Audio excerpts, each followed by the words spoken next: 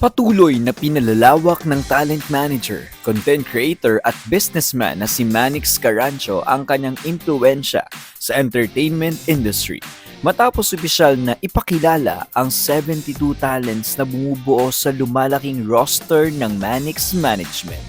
Mula sa pamamahala ng mga content creators, layunin ng ahensya na hubugin ang mga artistang may kakayahan sa iba't ibang larangan tulad ng pag-arte, hosting, pag-awit, pagsayaw at digital content creation upang mas mapalawak ang kanilang oportunidad sa industriya.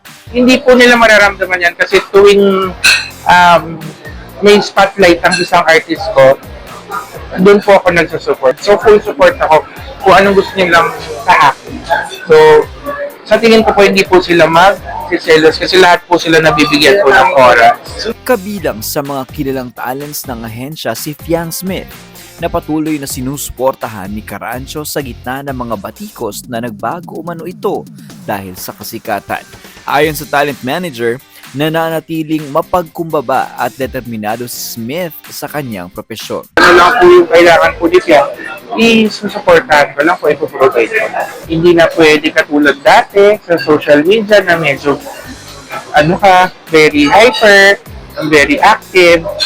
Yan medyo pa-demure ka na kasi hindi lahat lahat ng mga brands gusto ng ganyang attitude.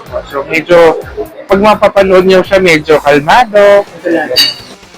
Sinabi rin ni Carancio na higit sa paggawa ng mga social media personalities ang kanyang layunin.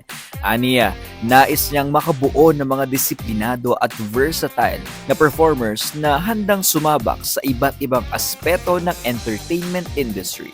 Sa patuloy na pagdami ng mga artistang hinahawakan nito, hangad ng kanyang management na makapagbigay ng mas maraming oportunidad sa mga bagong talento na nais magkaroon ng karera sa telebisyon, digital media at iba pang larangan ng show business.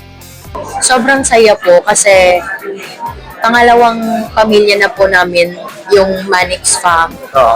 Kahit po mahirap pagsabay yung pag-aaral tsaka pagtatrabaho, pagiging content creator sa gabi, tapos umaga, aral. Darating talaga yung time na parang gusto kong umuwi sa Manix. Kasi yun na yung pangalawang pamilya namin. Yun na yung parang nagiging pahinga namin tuwing napapagod kami. Opo. So, ayun po, sobrang saya.